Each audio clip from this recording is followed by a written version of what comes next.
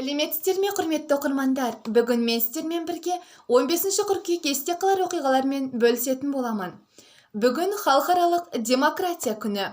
Жаңа және қайта жаңғырған демократия елдерінің халықаралық конференциясының ұсынысы бойынша 1997 жылғы демократия туралы ортақ декларация қабылдануына байланысты бекітілген.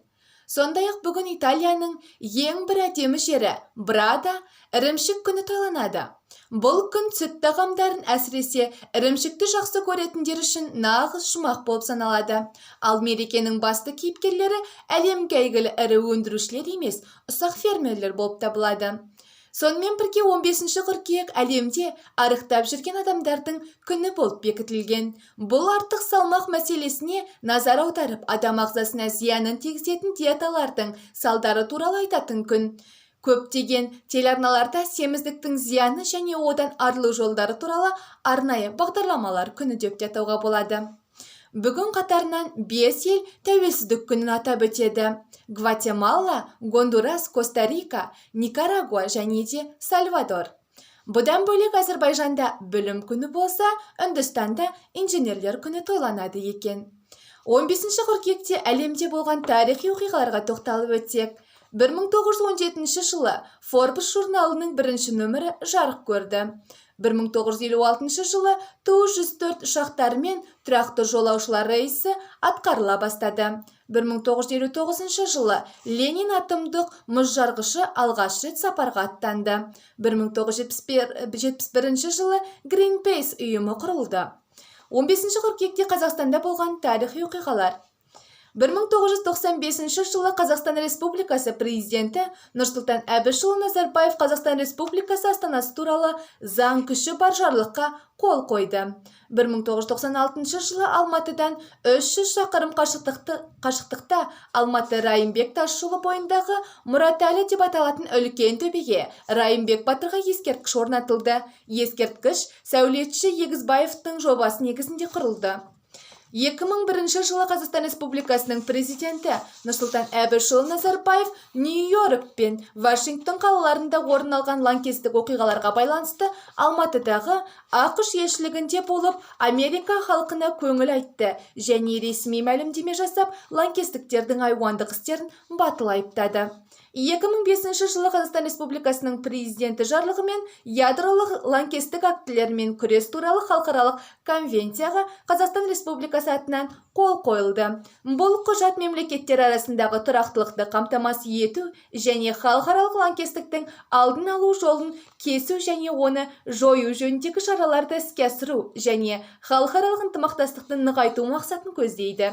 2006 жылы Алматы қаласындағы Мұхтар Әуезовтің мұражай үйінде Махмуд әл-Қашқаридің Диуани лұғат түрік еңбегінің орыс тілінің басылымының тұсаукесері өтті. Диуани лұғат түрік тілдерінің ең көне сөздігі және Орта Азия өркениетінің тарихы жайлы маңызды деректердің бірі болып табылады.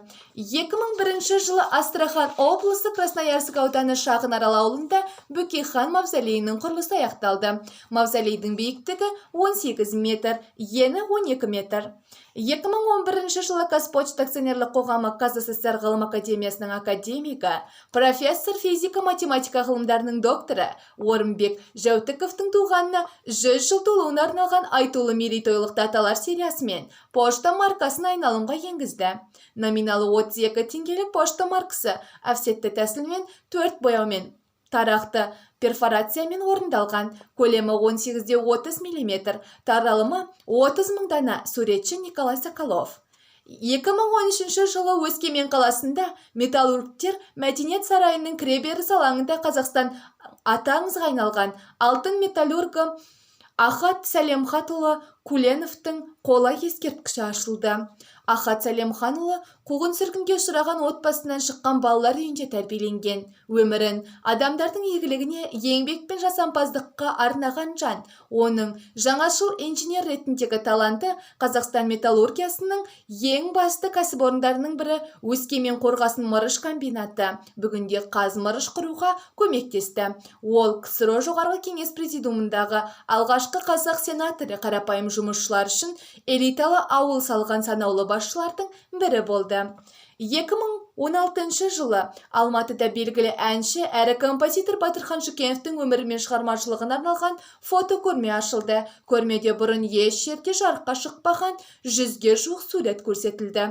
2016 жылы Қазақстанда бұрын пилоттық режимде жұмыс істеген бекітілген ұлттық дәрілік формуляр ресми түрде іске қосылған болатын. Қазақстан ТМД-да осындай ақпараттық ресурсты құрған алғашқы ел болды. Ұлттық дәрілік формуляр әзірлеу кезінде фармакотерапияны жүргізудің озық әлемдегі тәжірибесі пайдаланылды. 2017 жылы Шығыс Қазақстан облысы Абай ауданының Қарауыл ауылында қазақтың ұлы ақыны Абайдың әкесі Абай жолы эпопеясының басты кейіпкерінің бірі Құнанбай Сұлтанға арналған ескерткіш ашылды. 2019 жылы Қарағанды облысының Жаңарқа ауданында әлемдік рекорд орнатылды. Ауданның 12 ауылы мен 2 кентінен жиналған тұрғындардың көбі де 10 литр қымыз пісірді. 10 мың литр қымыз пісірді. Бұл жетістікті халықаралық сарапшылар тіркеді. Мен бұл рекордты бекіту үшін Кубадан арнайы ұшып келдім. Ол дайындалған сусынның көлемі акцияға қатысушылар саны және пайдаланылған ыдыстар бойынша есептеледі. Бізде әртүрлі рекордтар бар, бірақ бұндай бірінші рет. Біз бәрін тексердік, бәрін өлшедік, деді Гиннестің рекордтар кітабының өкілі Юделскис Диас. Дәл осы күні Жаңарқа ауданының басшылығына рекорд орнатылғанын куәландырылатын сертификат табыс етілген болатын. Осымен бүгінгі 15 қыркүйекке арналған атаулы күндер айтары өз мәресіне жетті. Сіздермен келесі кездескенше аман сау болыңыздар.